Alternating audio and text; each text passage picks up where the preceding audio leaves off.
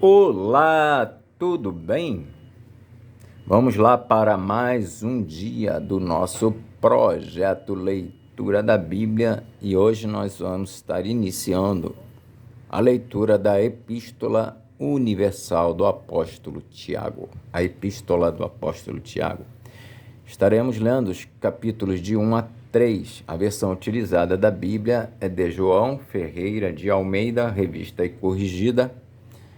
Se inscreva, curta, compartilha, comente. Vamos lá? Capítulo 1. Prefácio e saudação. Tiago, apóstolo de Deus e do Senhor Jesus Cristo, as 12 tribos que andam dispersas, saúde, acerca de provas e tentações. Meus irmãos, tende grande gozo quando cairdes em várias tentações, sabendo que a prova da vossa fé produz a paciência. Tenha, porém, a paciência a sua obra completa, para que sejais perfeitos e completos, sem faltar em coisa alguma. E se algum de vós tem falta de sabedoria, peça a Deus, que a todos dá liberalmente, e não o lança em rosto, e ser-lhe-á dada. Peça, porém, com fé, não duvidando, porque o que duvida é semelhante à onda do mar, que é levada pelo vento e lançada de uma para outra parte. Não pense tal homem que receberá do Senhor alguma coisa.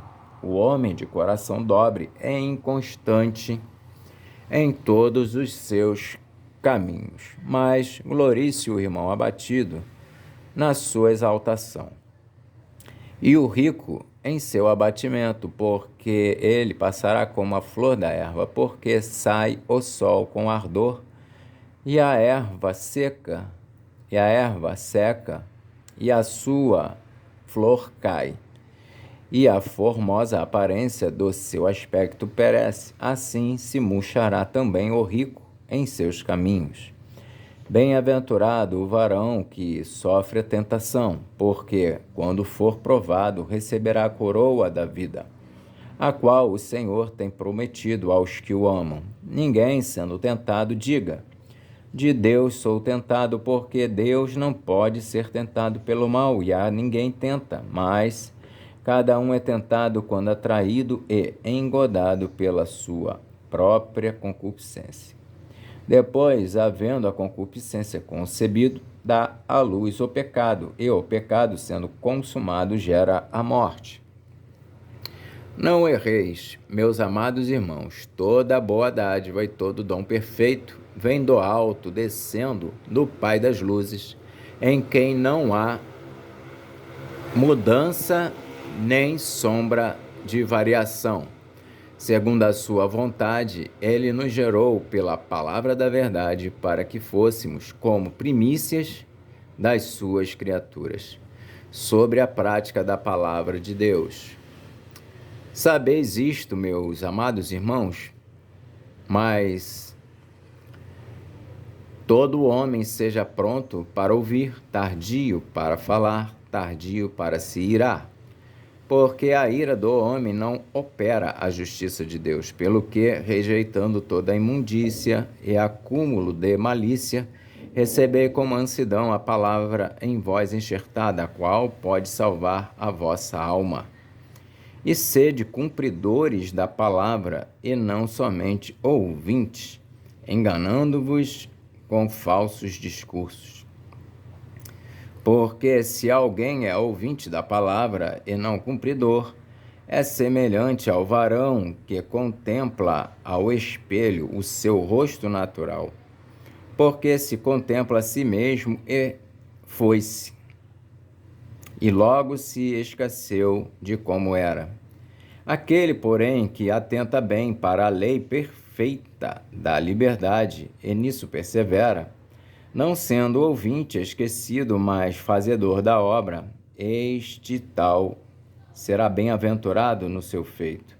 Se alguém entre vós cuida ser religioso e não refreia a sua língua, antes engana o seu coração, a religião desse é vã.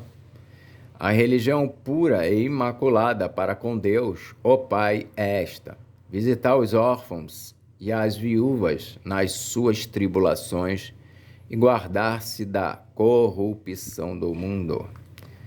Capítulo 2. Condena-se o fazer acepção de pessoas. Meus irmãos, não tenhais a fé de nosso Senhor Jesus Cristo, Senhor da glória, em acepção de pessoas. Porque se no vosso ajuntamento entrar algum homem com um anel de ouro no dedo, com vestes preciosas, e entrar também algum pobre com sórdida vestimenta, e atentardes para o que traz a veste preciosa, e lhe disserdes: assenta-te tu aqui, num lugar de honra, e disserdes ao pobre: tu fica aí em pé, ou assenta-te abaixo do meu estrado, porventura não fizestes distinção dentro de vós mesmos, e não vos fizestes juízes de maus pensamentos? Ouvi, meus amados irmãos, porventura não escolheu Deus aos pobres deste mundo para serem ricos na fé e herdeiros do reino que prometeu aos que o amam? Mas vós desonrastes o pobre. Porventura, não vos oprimem os ricos e não vos arrastam aos tribunais? Porventura, não blasfemam eles o bom nome que sobre vós foi invocado? Todavia, se cumprirdes conforme a Escritura, a lei real, amarás a teu próximo como a ti mesmo, bem fazeis. Mas, se fazeis acepção de pessoas, cometeis pecado e sois redarguidos pela lei como transgressores. Porque qualquer que guardar toda a lei e tropeçar em um só ponto torna-se culpado de todos. Porque aquele que disse, não cometerás adultério, também disse, não matarás. Se tu, pois, não cometes adultério, mas matares, se tu, pois, não cometeres adultério, mas matares, estás feito transgressor da lei. Assim falai e assim procedei, como devendo ser julgados pela lei da liberdade. Porque o juízo será sem misericórdia sobre aquele que não fez misericórdia, e a misericórdia triunfa sobre o juízo. A fé sem obras para nada aproveita. Meus irmãos, que aproveita se alguém disser que tem fé e não tiver as obras? Porventura a fé pode salvá-lo? E se o irmão ou a irmã estiverem nus e tiverem falta de mantimento cotidiano, e algum de vós lhes disser: ide em paz, aquentai-vos e fartai-vos, e lhes não derdes as coisas necessárias para o corpo, que proveito virá daí? Assim também a fé, se não tiver as obras, é morta em si mesma. Mas dirá alguém: tu tens a fé, e eu tenho as obras. Mostra-me a tua fé sem as tuas obras, e eu te mostrarei a minha fé pelas minhas obras. Tu crês que há um só Deus? Fazes bem. Também os demônios o creem e estremecem. Mas, ó homem vão, queres tu saber que a fé sem as obras é morta? Porventura Abraão, nosso pai, não foi justificado pelas obras quando ofereceu sobre o altar o seu filho Isaque? Bem vês que a fé cooperou com as obras e que, pelas obras, a fé foi aperfeiçoada. E cumpriu-se a Escritura que diz: e creu Abraão em Deus, e foi-lhe isso imputado como justiça, e foi chamado o amigo de Deus.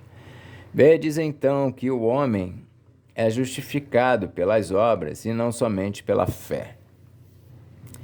E de igual modo, Raabe, a meretriz, não foi também justificada pelas obras quando recolheu os emissários e os despediu por outro caminho? Porque assim como o corpo sem o espírito está morto, assim também a fé sem obras é morta. Capítulo 3.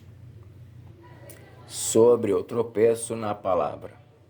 Meus irmãos, muitos de vós não sejais mestres, sabendo que receberemos mais duro juízo. Porque todos tropeçamos em muitas coisas. Se alguém não tropeça em palavra, o tal varão é perfeito e poderoso para também refrear todo o corpo. Ora, nós pomos freio nas bocas dos cavalos para que nos obedeçam e conseguimos dirigir todo o seu corpo.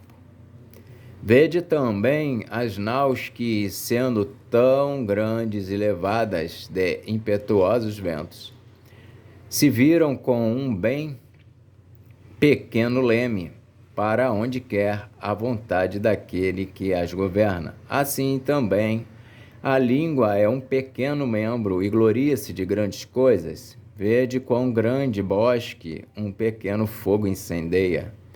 A língua também é um fogo, como mundo de iniquidade. A língua está posta entre os nossos membros e contamina todo o corpo, e inflama o curso da natureza e é inflamada pelo inferno. Porque toda a natureza, tanto de bestas feras como de aves, tanto de répteis como de animais do mar, se amansa e foi domada pela natureza humana, mas nenhum homem pode domar a língua. É um mal que não se pode refrear, está cheia de peçonha mortal. Com ela bendizemos a Deus e Pai, e com ela amaldiçoamos os homens, feitos à semelhança de Deus. De uma mesma boca procede bênção e maldição. Meus irmãos, não convém que isto se faça assim. Porventura deita alguma fonte de um mesmo manancial água doce e água amargosa? Meus irmãos, pode também a figueira produzir azeitonas ou a videira figos? Assim, tampouco pode uma fonte dar água salgada e doce. A sabedoria que vem do alto. Quem dentre vós é sábio e inteligente? Mostre pelo seu bom trato as suas obras em mansidão de sabedoria. Mas, se tendes amarga inveja e sentimento faccioso em vosso coração, não vos glorieis, nem mintais contra a verdade. Essa não é a sabedoria que vem do alto, mas é terrena, animal e diabólica. Porque onde há inveja e espírito faccioso, aí há perturbação e toda obra perversa. Mas a sabedoria que vem do alto é, primeiramente, pura, depois pacífica, moderada, tratável, cheia de misericórdia e de bons frutos, sem parcialidade e sem hipocrisia. Ora, o fruto da justiça semeia-se na paz para os que exercitam a paz. Amém. Fizemos então a leitura dos capítulos de 1 a 3 da Epístola do Apóstolo Tiago. Que Deus nos abençoe e até a próxima.